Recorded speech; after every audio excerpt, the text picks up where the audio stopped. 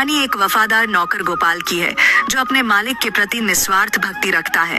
हालांकि परिस्थितियां उसे एक कठिन परीक्षा में डाल देती हैं, जिससे उसे बहुत बड़ी सीख मिलती है। एक छोटे से गांव में सुरेश नाम का लड़का रहता था।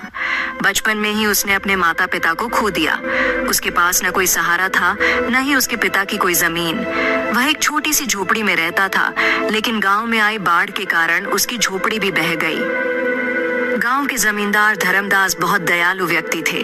उन्होंने सुरेश पर दया कर उसे अपने यहाँ काम पर रख लिया और रहने के लिए एक झोपड़ी दे दी। समय बीतता गया और सुरेश बड़ा हो गया। अब वह पूरी लगन से जमींदार के यहाँ काम करता था और जमींदार भी उस पर बहुत भरोसा करने लगे थे। एक दिन जमींदार ने सुरेश से कहा, बेटा, तुम अब शादी क्यों नहीं कर लेते? अब तुम्हारी शादी की उम्र हो गई है। तुम्हारी पत्नी आएगी तो तुम्हारे कई कामों में हाथ बौंटाएगी। मैं चाहता हूँ कि मेरे जीते जी तुम्हारी शादी हो जाती। क्या जाने कब भगवान का बुलावा आ जाए। सुरेश बोला, मालिक, ऐसा क्यों कह रहे हो? मेरे लिए आप ही सब कुछ हैं। आप जैसा उचित समझे मैं वही करूँगा। जमींदार बोले, मेरी नजर में तुम्हारे लिए एक बहुत अच्छी लड़की है। शादी के खर्च की चिंता मत करना, वह मेरी जिम्मेदारी होगी। सुरेश झिझकते हुए बोला, जो भी आपका निर्णय होगा वह मेरे भले के लिए ही होगा।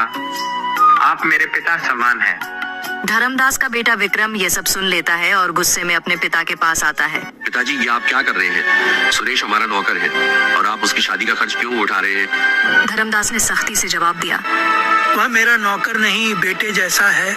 विक्रम चिढ़कर बोला, आप मेरे पिताजी हैं या उसके? धर्मदास नाराज होकर बोले, जब मैं बीमार था तब कहाँ गया था तुम्हारा अपनापन? तब सुरेश ने मेरी कितनी सेवा की थी। वह दिन रात मेरी देखभाल करता था और तुम अपने शौक में मस्त रहते थे। तुम मुझे मत सिखाओ कि कौन अपना है और कौन पराया। विक्रम और भी गुस्से में आ गया। उसने सोचा कि उसे सुरेश को रास्ते से हटाना होगा। विक्रम नशे और जुए की लत में डूबा हुआ था। एक दिन उसने अपने पिता से 10,000 रुपए मांगे, लेकिन जब जमींदार ने उसे पैसे देने से इनकार कर दिया तो वह भड़क उठा। विक्रम ने सोचा, अब मैं देखता हूँ कि मुझे पैसे कैसे नहीं मिलते। वह चोरी की योजना बनाने लगा। अगले दिन जमींदार की तिजोरी से 20,000 रुपए गायब हो गए। पूरे घर में हड़कंप मच गया। विक्रम मौके का फायदा उठाकर बोला, पिताजी, चोर और कौन हो सकता है? सुरेश ही होगा। सुरेश हैरान रह गया। उसने सफाई दी, मालिक, मैं ऐसा नहीं कर सकता। आप पर मेरा पूरा जीवन समर्पित है। लेकिन विक्रम ने उसे झूठा ठहराते हुए उसके घर की तलाशी की मांग कर दी। जमींदार ने पहले विक्रम के कमरे की तलाशी ली, लेकिन वहां कुछ नहीं मिला। फिर सुरेश की झोपड़ी की तलाशी ली गई और वहां से पैसे मिल गए। सुरेश स्तब्ध रह गया। यह कैसे हो सकता है?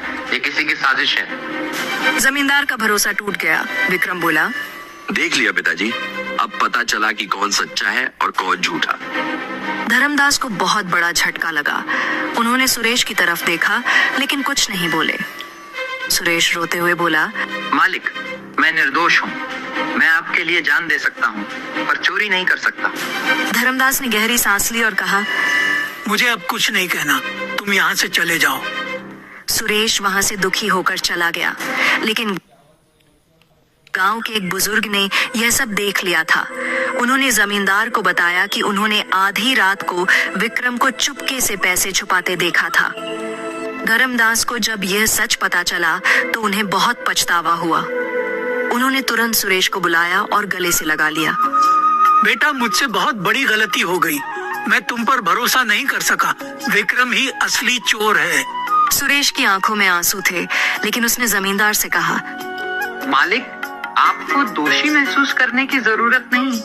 आपके लिए तो मैं जान भी दे सकता हूँ। धर्मदास ने विक्रम को घर से निकाल दिया और उसे अपनी गलती सुधारने का आदेश दिया।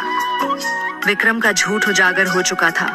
गांव के लोग जमींदार के फैसले की सराहना करने लगे।